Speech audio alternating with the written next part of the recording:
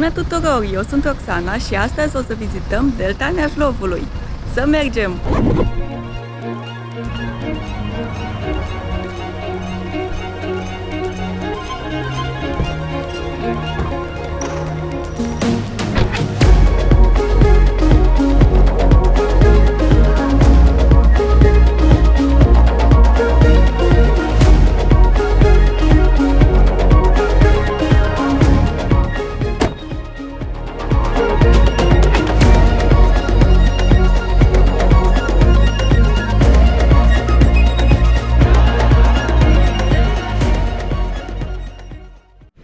Am ajuns la Delta Neajlovului. Din București până aici am făcut în jur de 40 de minute, parcurgând o distanță de aproximativ 35 de kilometri. Drumul a fost un pic aglomerat la ieșirea din București, dar nu ceva extraordinar.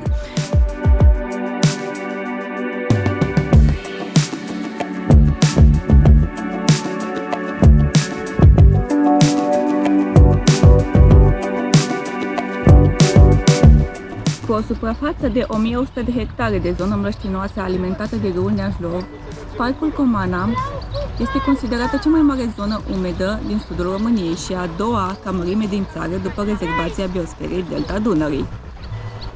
Natura a reușit să creeze aici un adevărat paradis al plantelor și păsărilor. Au fost recenzate 141 de specii de păsări, dintre care jumătate sunt protejate internațional, 19 specii de pești și 31 specii de mamifere.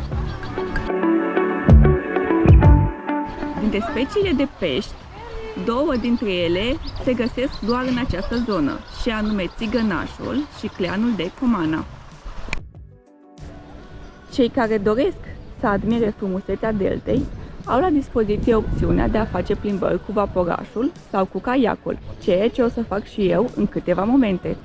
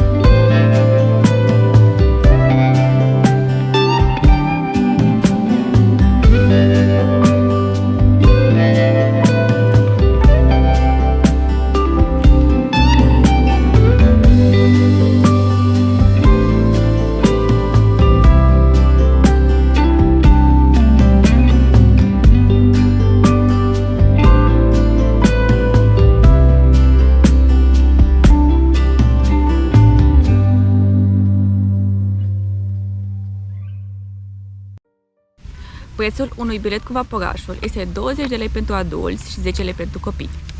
Plimbarea în sine a fost frumoasă, am văzut păsări, am văzut vegetația, dar data viitoare cred că o să încerc plimbarea cu caiacul, deoarece cu vaporașul a fost totul atât de rapid, fără pauze, mulți oameni, nu m-am putut bucura de frumusețea deltei, de păsări, de vegetație, de liniște.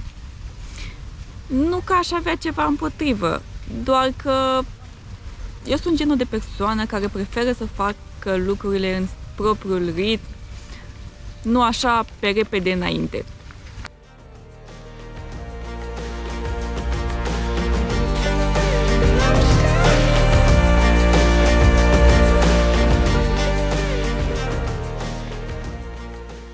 Un lucru pe care l-am admirat aici, în comparație cu alte zone turistice, a fost respectul față de natură, față de tradiții. Toate căsuțele erau construite în același stil tradițional, în aceleași culori.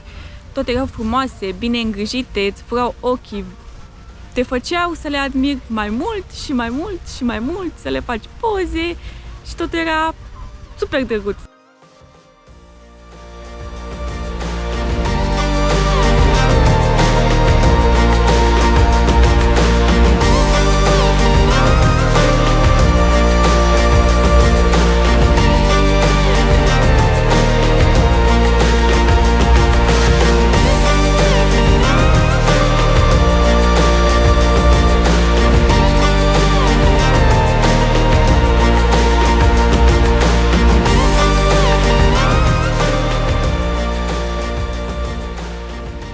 Iar dacă ești pasionat de aventură, în zonă se pot practica diverse trasee cu diferite grade de intensitate.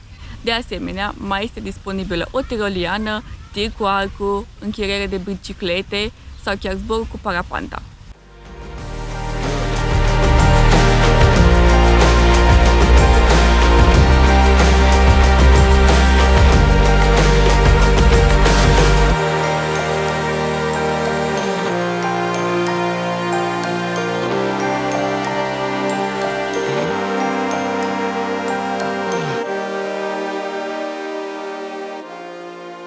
Un alt obiectiv cu o istorie cât se poate de interesantă este mănăstirea Comana.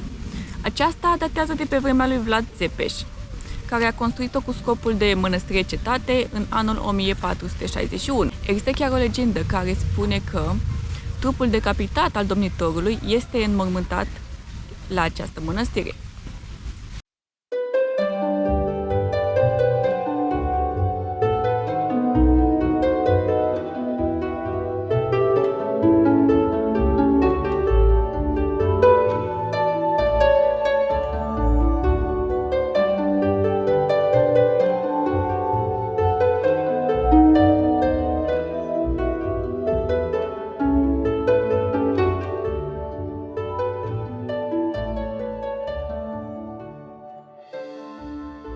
Să zicem că ai ales plimbarea cu vaporașul și nu ai apucat să te bucuri de frumusețea păsărilor, de vegetație, să le admiri, să le pozezi, să le filmezi, atunci poți merge la observator ornitologic și să petreci aici oricât timp vrei tu, admirând fiecare pasăre în parte. Alte două obiective importante din zonă sunt Padina Tătarului și rezervația de Ghimpe. Acestea sunt mai populare în luna mai, când este perioada înfloririi bujorului și foarte mulți turiști vin aici pentru a-l admira. Cam asta este tot despre Delta Neajlovului. Ne vedem în următorul video.